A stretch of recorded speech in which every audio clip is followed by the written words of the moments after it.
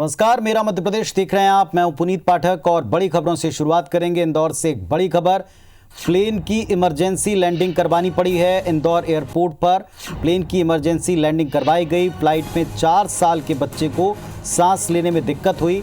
बच्चे की इलाज के दौरान मृत्यु हो गई। दिल्ली से ये फ्लाइट बेंगलुरु जा रही थी और तभी इसकी इमरजेंसी लैंडिंग करवाई गई इंदौर में। हालांकि जिस वजह से इमरजेंसी लैंडिंग करवाई गई, 4 साल के मासूम बच्चे को सांस लेने में दिक्कत थी, लेकिन उसे बचाया नहीं जा सका। रवि इमराज सिसोदिया इंदौर से जुड़ गए हमारे सहयोगी। जी बताएं रवि, क्या हुआ? जी बिल्कुल, देखिए ये जो बच्चा था इसे हाइड्रोकेफेलस नामक एक बीमारी थी और इसके परिजन जो है इसे इलाज के लिए दिल्ली से बेंगलुरु के लिए लेकर निकले थे और जहां पर इसे सांस में तकलीफ के बाद ये जो फ्लाइट है इसे लैंडिंग, इमरजेंसी लैंडिंग जो है इंदौर एयरपोर्ट पर कराया गया है, जिसे बच्चे को इमरजेंसी एम्बुलेंस से अरविंदो हॉस्पिटल लेकर जाएगा, लेकिन वहां पर डॉक्टरों ने उसे मृत घोषित कर दिया। बच्चे की उम्र फिलहाल 4 साल बताई जा रही है, जो जानकारी सब फिलहाल निकलकर सामने आई है। उसके बाद जो फ्लाइट है वो फिलहाल बेंगलुरु के लिए वापस रवाना हो गई है, लेकिन जिस प्रकार से एक दुखद घटनाक्रम जो है फिलहाल सामने आया है। जी शुक्रिया आपका इस जानकारी के लिए। तो रवि हमको बता रहे थे कि इंदौर एयरपोर्ट पर प्लेन को इमरजेंसी लैंड करवाया गया। बच्चे को इलाज पहुंचाने की कोशिश की गई, लेकिन उसका इलाज हो नहीं सका। उसने दम तोड़ दिया और उसके बाद बाकी यात्रियों को रवाना किया गया।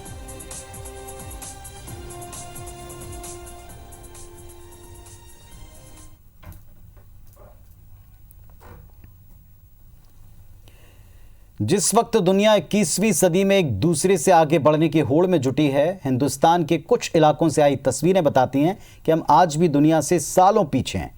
दरअसल सुप्रीम कोर्ट से हरी झंडी मिलने के बाद राम मंदिर निर्माण जोरों पर है और उसी सिलसिले में हर गांव, कस्बे, शहर में रैलियां निकाली जा रही हैं। अब इन रैलियों पर पथराव की तस्वीरें भी सामने आ रही हैं। सवाल ये उठता है, जरूरत ऐसी घटनाओं को रोकने की है या इस पर सियासत करने की? सवाल यह भी है कि आखिर क्यों इन मुद्दों को सियासी तूल दिया जाता है? क्यों नेता संयमित बयान नहीं देते? क्यों ऐसे बयान देते हैं कि पलटवार में जो कुछ कहा जाए वो मुद्दे को भड़का दे?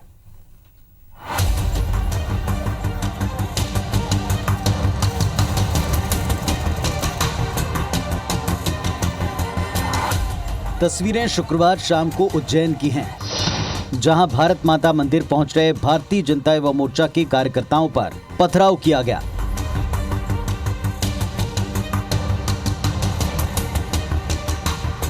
तस्वीरों में साफ तौर पर आप देख सकते हैं कि महिलाएं घरों की छत से किस तरह पत्थर फेंक रही हैं। अब ये तस्वीरें देखिए जो इंदौर के पास गौतमपुरा के चांदन खेड़ी में हिंदू समाज की रैली पर पथराव की हैं। इन घटनाओं के बाद प्रशासन ने तुरंत कार्रवाई करते हुए उज्जैन में जिस घर से पत्थर फेंके गए उसे तोड़ दिया, जबकि चांदन खेड़ी के उस इलाके से अतिक्रमण को हटाया गया जहां पथराव हुआ था। इस मुद्दे पर अब सियासत भी शुरू हो चुकी है। दिग्विजय सिंह ने इन घटनाओं के जरिए केंद्र और राज्य सरकार को कटघरे में खड़ा किया। भगवान राम मंदिर निर्माण के लिए चंदा उगाने के लिए जुलूस निकाले जा सकते हैं, दंगा भड़काने वाले नारे लगाए जा सकते हैं, भाजपा की बैठकें हो सकती हैं, विधानसभा चुनाव हो सकते हैं, अमित शाह जी की चुनावी रैलियां, सभाएं हो सकती हैं, फिर विधानसभा और संसद की बैठकें क्यों नहीं हो सकती? वैसे सरकार की तरफ से साफ कर दिया गया है कि इस तरह के मामले में कोई नरमी नहीं बरती जाएगी। स्वाभाविक रूप से कांग्रेस तुष्टीकरण की और ध्रुवीकरण की राजनीति करती है। ये भी उसी का एक पार्ट है जिसमें विजुअल और फुटेज दिखाई दे रहे हो, उसमें काय की जांच करने वाले हैं। जिस घर से पत्थर आएंगे वहीं तो पत्थर निकाले जाएंगे, वहीं पत्थर निकाले। जो सवाल उठा रहे हैं उस पर सबको जवाब देने का मुझे नहीं लगता जरूरत है। दिग्विजय सिंह जी को मालूम है कि कांग्रेस में और मध्य प्रदेश में उनकी स्थिति बद से बदतर है, इसलिए आप लोगों का मीडिया का ध्यान आकर्षित करने के लिए वो ऐसे विवादास्पद मुद्दे उठाकर समाज में विघटन पैदा करने की कोशिश करते हैं। आगे बढ़ने से पहले कुछ तस्वीरें और देखिए। ये मंदसौर के डोराना का हल है, जहां मंगलवार को राम मंदिर निर्माण जन जागरण यात्रा के लिए निकाली जा रही बाइक रैली के दौरान जमकर विवाद हुआ। जाहिर तौर पर लगातार सामने आ रहे वीडियो से कुछ सवाल तो उठे हैं। आखिर प्रदेश का माहौल कौन बिगाड़ना चाहता है? क्या पुलिस का खुफिया तंत्र फेल हो गया है? यदि पुलिस के पास इनपुट हैं, तो ज्यादा पुलिस बल क्यों तैनात नहीं होता? क्या माहौल बिगाड़ने वालों के खिलाफ अतिक्रमण की कार्रवाई काफी है? क्यों समाज के सभी वर्गों को एक साथ बैठाकर माहौल को नियंत्रण करने का प्रयास नहीं किया गया? बहरहाल बीजेपी इन सब पर सख्ती की बात कर रही है, तो कांग्रेस अपने नेताओं की पैरवी कर रही है। जवाब ना मोदी जी के पास है, ना प्रांतीय प्रदेशों में बैठी सरकारों के पास। आज सिर्फ धोखा है, भय है और षड्यंत्र है। इसके खिलाफ कांग्रेस पार्टी पूरी ताकत के संग लड़ेगी, लड़ रही और आगे भी लड़ेगी। अगले कुछ महीने तक शहर, गांव, कस्बों में राम मंदिर को लेकर रैलियां निकाली जानी है। विश्व हिंदू परिषद पहले ही 4 लाख गाँव में 11 करोड़ परिवारों से संपर्क का ऐलान कर चुका है। ऐसे में जरूरी है कि प्रशासन पहले से इंतजामों को पुख्ता रखे, ताकि जो तस्वीरें अभी आपने देखी वैसे नजारे आगे और ना दिखें। नवीन सिंह, IBC 24, भोपाल।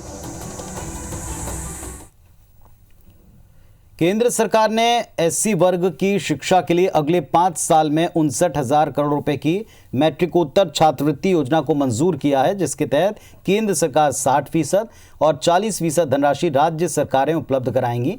इससे अनुसूचित जाति वर्ग के 4 करोड़ से ज्यादा छात्रों को सीधा लाभ मिलेगा। वहीं बीजेपी SC मोर्चा के राष्ट्रीय अध्यक्ष लाल सिंह आर्य का कहना है कि अनुसूचित जाति से संबंधित क्षेत्रों के लिए मैट्रिकोत्तर छात्रवृत्ति केंद्र प्रायोजित योजना को बड़े बदलावों के साथ मंजूरी दी गई है, ताकि छात्र अपनी उच्चतर शिक्षा को सफलतापूर्वक पूरा कर सकें। लाल सिंह आर्य का कहना है कि आज़ादी के बाद देश के इतिहास में पहला बड़ा फैसला है जो SC की पोस्ट मैट्रिक छात्रवृत्ति 1100 करोड़ की राशि बढ़ाकर 59 करोड़ रुपए कर दी गई है। साथ ही 5.6% राशि बढ़ेगी, जिससे 1 करोड़ 36 लाख SC वर्ग के बच्चे लाभान्वित होंगे। केंद्र सरकार ने बड़ा फैसला लिया है और उसके तहत अब पोस्ट मैट्रिक की जो छात्रवृत्ति है उसको कई गुना बढ़ा दिया गया है। हमारे साथ में बात करने के लिए SC मोर्चा के बीजेपी के राष्ट्रीय अध्यक्ष लाल सिंह जी, क्या है प्रस्ताव, किस तरह से बढ़ाई गई है? आने वाले 5 वर्षों में 59,000 करोड़ रुपए खर्च होगा। 4 करोड़ बच्चे इससे लाभान्वित होंगे। जो बच्चे विद्यालय छोड़ गए हैं, 1 करोड़ 36 लाख बच्चे पुनः विद्यालय में आएंगे, ऐसा सरकार का अनुमान है। और 5% की वृद्धि, जो 60% का हिस्सा सरकार का, उसमें 5% की वृद्धि 5 साल तक और होती रहेगी। बच्चों का रजिस्ट्रेशन होगा, उनका खाता खुलेगा, प्रदेश सरकार सबसे पहले उसमें पैसा डालेगी, फिर केंद्र सरकार डालेगी। कुल मिलाकर 100% पैसा ये बच्चों के पारदर्शी ढंग से DBT के माध्यम से उनके खाते में पहुंच जाए। समय पे पैसा पहुंचेगा तो वो किताबें खरीद पाएंगे, वो और जो सुविधाएं शिक्षा की होनी चाहिए वो कहीं ना कहीं सामग्री खरीद पाएंगे। इसका मतलब है कि एक पारदर्शी प्रक्रिया का निर्णय हुआ है। एक ऐतिहासिक निर्णय इसलिए मैं कह रहा हूँ कि बच्चों की शिक्षा में, गुणवत्ता में विकास भी होगा, बेहतरी होगी और जो बच्चे बैकड्रॉप कर गए हैं वो पुनः विद्यालय में आएंगे। आपके मोर्चे से सवाल, क्योंकि आपकी नियुक्ति को बहुत समय हो गया, लेकिन अब नियुक्तियां कब होंगी? आप अपना विस्तार कब करेंगे, अपनी कार्यकारिणी का विस्तार कब करेंगे? मैं लगातार मोर्चा और पार्टी के विस्तार के काम में लगा हूँ। लगातार देश में प्रवास चल रहा है, चुनाव में भी मैं रहा हूँ। अनुसूचित जाति मोर्चे की कार्यकारिणी नव वर्ष में जल्दी से जल्दी आएगी, हमारी पूरी तैयारी है। चूँकि देश बहुत बड़ा है, भौगोलिक दृष्टि से, सामाजिक दृष्टि से हर चीज़ का अध्ययन करना पड़ता है, इसलिए जनवरी के मुझे लगता है 1st या 2nd वीक में हमारी कार्यकारिणी आएगी। पूरी टीम पूरे देश में काम करेगी। आप देख सकते हैं लाल सिंह आर्य जी थे और जैसा कि इनका कहना है कि SC मोर्चा का उनको अध्यक्ष बनाया गया, लेकिन अब वो नए साल के 1st या 2nd वीक में अपनी पूरी जो कार्यकारिणी है उसका गठन भी जल्द कर देंगे। कैमरामैन लोकेंद्र पाल के साथ नासिर गौरी, IBC 24, ग्वालियर। अयोध्या में भव्य श्री राम मंदिर निर्माण के लिए 15 जनवरी से 14 फरवरी 2021 तक मध्य प्रदेश में जन जन को जोड़कर निधि समर्पण के तहत राशि संग्रह की जानी है। इसके लिए VHP के अंतर्राष्ट्रीय कार्याध्यक्ष आलोक कुमार भोपाल दौरे पर हैं। विश्व हिंदू परिषद ने मध्य प्रदेश से 1.25 करोड़ परिवारों से श्री राम जन्मभूमि तीर्थ क्षेत्र न्यास के लिए निधि समर्पण का लक्ष्य रखा है। निधि समर्पण कार्यक्रम का मकसद हिंदू समाज को भव्य राम मंदिर निर्माण से सीधे जोड़ना है। इसको लेकर विस्तृत योजना बनी है। आलोक कुमार का यह कहना है कि हम मध्य भारत प्रांत और पूरे प्रदेश में हर सनातन घर तक संपर्क की तैयारी में। IBC 24 से खास बातचीत में आलोक कुमार ने कहा कि सरकार से मंदिर बनवाना आसान था, पर लोगों की आस्था मंदिर से जुड़ी है, इसलिए जनता के पैसे से मंदिर निर्माण होगा। निर्माणाधीन राम मंदिर को लेकर विश्व हिंदू परिषद धन संग्रह का कार्यक्रम चला रही है। मध्य प्रदेश में मौजूद है इस समय विश्व हिंदू परिषद के अंतर्राष्ट्रीय कार्याध्यक्ष आलोक कुमार जी। सर, धन संग्रहण का कार्यक्रम मध्य प्रदेश को लेकर क्या कुछ सोचा है, किस तरीके से धन संग्रहण किया जाएगा? तरीका सारे भारत में एक सा है। 5-5 लोगों की टोली बनेगी, हम हर दरवाजे पर जाएंगे और निधि समर्पण प्राप्त करेंगे। देश भर में हमारा जो रिवाइज्ड असेसमेंट है 5.25 लाख गांवों तक जा सकेंगे, 13 करोड़ परिवारों तक जा सकेंगे, माने 65 करोड़। मध्य प्रदेश हिंदुत्व का हृदय है। यहाँ के लोगों ने कहा है कि हम 50,000 से ज़्यादा गांवों में जाएंगे। सर, बात करें तो जो दक्षिणपंथी विचारधारा उसको विपरीत जो काम करने वाले लोग हैं, दूसरी विचारधारा के वो एक सवाल उठा रहे धन संग्रहण को लेकर के। उनका कहना है कि सरकार को बनाना चाहिए था मंदिर, जबकि विश्व हिंदू परिषद साफ तौर पर मान रही है कि ये जन आंदोलन है, राम की आस्था जो है जन जन से, लिहाजा जनता के जो धन संग्रहण है उससे मंदिर का निर्माण आसान था। मोदी जी योगी जी की सरकार है, बाकी जो कम पड़ता शिवराज जी की सरकार है। पर सरकारों का काम मंदिर बनाना नहीं है, ये सरकार के डिपार्टमेंट्स नहीं है। राम जी के भक्त देंगे ना पैसा, कोई कमी नहीं पड़ेगी, भंडार भरे रहेंगे। मध्य प्रदेश में सर कुछ घटनाएं हुई धन संग्रहण को लेकर, जो लोग निकल रहे हैं, पत्थरबाजी की घटना उज्जैन के अंदर, दूसरी जगह चिंता है उसकी। हमारे बारे में तो निश्चित है, हम सावधान हैं, हम इसको टकराव का मुद्दा नहीं मानते, हम टकराव होने भी नहीं देंगे। प्रशासन को भी हमने कहा है कि तुम भी व्यवस्था करो। बहुत बहुत धन्यवाद। तो आलोक कुमार जी, निश्चित तौर पर 1.25 करोड़ परिवार तक पहुंचने का लक्ष्य, धनराशि को लेकर लक्ष्य नहीं रखा है, क्योंकि लोगों में जो उत्साह राम मंदिर को लेकर, उसको लेकर धन संग्रहण का कार्यक्रम पूरा विश्व हिंदू परिषद देश भर में चला रही है। मध्य प्रदेश के अंदर भी कार्यक्रम की शुरुआत की जा रही है। कैमरामैन वीरेंद्र नागर के साथ सुधीर दंडौतिया, IBC 24 भोपाल। अपना काम करवाने के लिए रिश्वत देने वालों की भी अब खैर नहीं होगी, क्योंकि जबलपुर हाईकोर्ट ने रिश्वत देने वालों पर भी भ्रष्टाचार निवारण अधिनियम के तहत कार्रवाई के आदेश दिए हैं। कोर्ट ने रिश्वत लेन देन के मामले में फंसे एक बिल्डर की जमानत याचिका पर सुनवाई के दौरान ये अहम आदेश दिया। हाईकोर्ट ने DGP को आदेश दिया कि वो प्रदेश में सभी SP और TI को हाईकोर्ट के इस आदेश की सूचना दे दे और रिश्वत देने वालों के खिलाफ भी कानून की धारा के तहत केस दर्ज करें। दरअसल रिश्वत लेने के मामले में फंसे गाजीपुर UP के एक बिल्डर सूरज मल ने अपनी जमानत के लिए हाईकोर्ट में याचिका लगाई थी। आरोपी बिल्डर की ओर से उनके वकील ने यह दलील दी कि रिश्वत लेने की तरह रिश्वत देना भी अपराध है, लिहाजा बिल्डर को रिश्वत देने वाले को भी आरोपी मानकर कार्रवाई की जाए। हाईकोर्ट ने दलील से सहमत होते हुए रिश्वत देने के सभी मामलों में कार्रवाई के आदेश दिए हैं। आरोपी बिल्डर के खिलाफ SECL कर्मचारी दिलीप श्रीवास्तव ने अपने बेटे को जमानत दिलवाने के नाम पर 7 लाख रुपयों की रिश्वत दी थी, जिसके बाद सिंगरौली के बिंदनगर थाने में उसके खिलाफ FIR दर्ज की गई। वहीं आरोपी बिल्डर का कहना है कि उस पर आरोप लगाने वाले अधिकारी ने भी उसे SECL में टेंडर दिलवाने के नाम पर 8 लाख रुपयों की रिश्वत ली थी। फिलहाल हाईकोर्ट ने याचिका पर सुनवाई जारी रखते हुए प्रदेश के DGP को यह आदेश दिया कि रिश्वत लेने की तरह रिश्वत देने वालों पर भी प्रिवेंशन ऑफ करप्शन एक्ट की धाराओं के तहत वैधानिक कार्रवाई की जाए।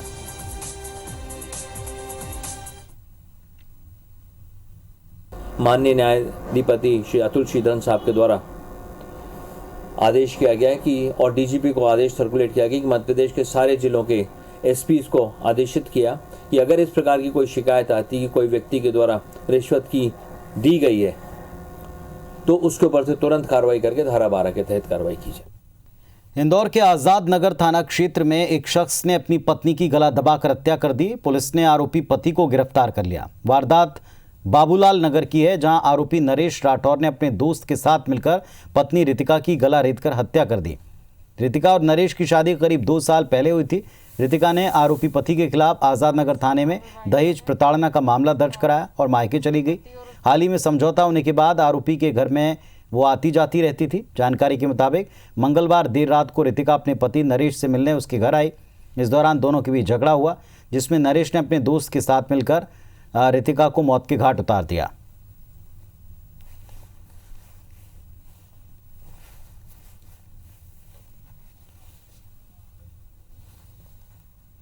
रितिका पति नरेश 22 साल नवविवाहिता है।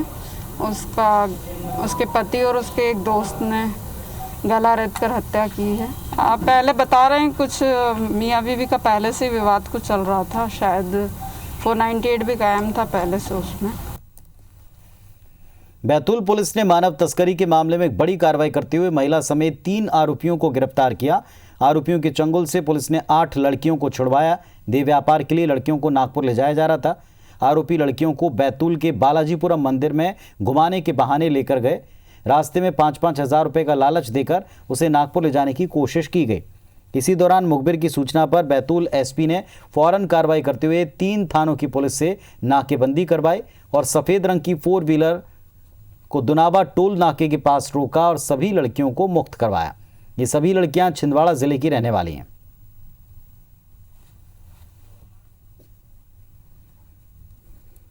एक इन्फॉर्मेशन प्राप्त हुई थी कल कि कुछ लड़कियां जो हैं एक बोलेरो गाड़ी में नागपुर की तरफ उनको ले जाया जा रहा है ज़बरदस्ती। तो हम लोगों ने उस गाड़ी की जो इन्फॉर्मेशन हमारे पास आई थी उसको इंटरसेप्ट किया और उस गाड़ी को रोकने के उपरांत हमें उसमें 8 लड़कियां मिली और उनके साथ 3 आरोपी हम लोगों ने राउंड अप किए हैं।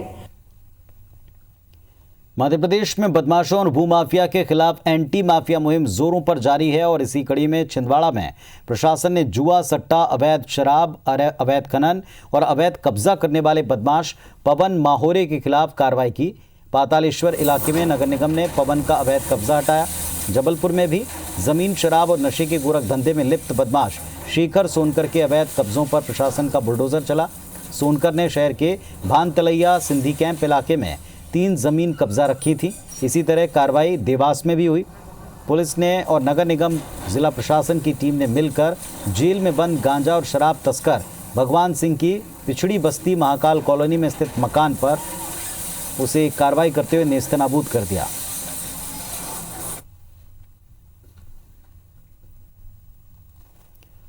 ग्वालियर में एक तरफ तो तानसेन समारोह चल रहा है तो दूसरी तरफ तानसेन की जन्मस्थली की सरकारी जमीन पर कब्जा कर लिया गया। खास बात यह कि ये बीते कुछ सालों तक सरकारी खसरे में तानसेन जन्मस्थली की जमीन सरकारी जमीन के तौर पर शामिल थी, लेकिन अब 14 से 15 निजी लोगों के नाम पर यह जमीन चढ़ गई। बैंकों ने इस पर बाकायदा लोन तक दे दिया। इस जमीन को बैंक ऑफ इंडिया में कृषि कार्य के लिए 2.5 लाख रुपए में बंधक रखा गया। इसका खुलासा एक आरटीआई से मिली जानकारी में हुआ, जिसके बाद प्रशासनिक अफसरों के हाथ पैर फूल गए। आनन फानन में इस पूरे घोटाले पर एक जांच कमेटी बनाई गई। आरटीआई एक्टिविस्ट आशीष चतुर्वेदी ने इस मामले को लेकर 1 महीने पहले मुरार एसडीएम से शिकायत की थी, लेकिन कोई कार्रवाई नहीं हुई। इसके बाद आशीष ने मामले की शिकायत सचिव संस्कृति मंत्रालय, प्रमुख सचिव संस्कृति एवं आयुक्त पुरातत्व अभिलेखागार एवं संग्रहालय मध्य प्रदेश में की। आरटीआई एक्टिविस्ट आशीष चतुर्वेदी का आरोप है कि मंदिर की बेशकीमती सरकारी जमीन को भूमाफिया ने अधिकारियों के साथ मिलकर बैंक में बंधक रखा है।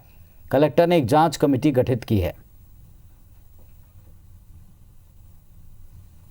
तानसेन की समाधि स्थली, जिसके संबंध में सरकार लगातार तानसेन के नाम पर एक बड़ा समारोह आयोजित कर एक अपना ढिंडोरा पीटती है। इसके संबंध में जब मेरे द्वारा पड़ताल की गई तो सामने आया तानसेन समाधि स्थली से लगी माफी की भूमि, जो कि शासकीय भूमि जिसके प्रबंधक कलेक्टर होते हैं, वह भूमि प्राइवेट लोगों के नाम नामांतरित हो गई। उस पर लोन हो गया, बैंक में भूमि बंधक रखी जा चुकी है। तो मुझे शिकायत प्राप्त हुई थी, उसकी जाँच मैंने एसडीएम को दे दी है। अगर वो आएगी तो हम उसको तत्काल सरकारी कर देंगे। और तानसेन का जो समाधि स्थल है उस पे पहले ही मैंने खुद विजिट की थी। उसका लगभग 1 करोड़ का डेवलपमेंट का प्रस्ताव भी हमने बनवाया है।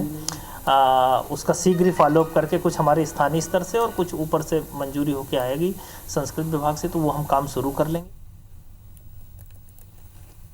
बालाघाट से 40 किलोमीटर दूर नक्सल प्रभावित उकवा क्षेत्र के पोंडी गांव में आदिवासी बैगा परिवारों के आवास 2 साल से अधूरे हैं। इससे उन्हें छत नसीब नहीं हो पा रही। यहाँ रहने वाले अन्य हितग्राही इन आवासों का उपयोग मवेशियों को बांधने के लिए करते हैं। वहीं कुछ अधूरे पड़े आवास गिरने की कगार पर हैं। शासन ने साल 2018-19 में आदिवासी बैगाओं को आवास दिलाने के लिए बैगा कॉलोनी के नाम से प्रोजेक्ट तैयार किया, जिसमें 39 आवास बनाए जाने थे। 15-16 आवास अब भी अधूरे पड़े हैं। हितग्राही पंचायत पर राशि न देने के आरोप लगा रहे हैं, तो वहीं पंचायत हितग्राहियों पर राशि आहरण कर लेने का आरोप लगा रही। बहरहाल जांच के बाद ये मामला स्पष्ट हो पाएगा।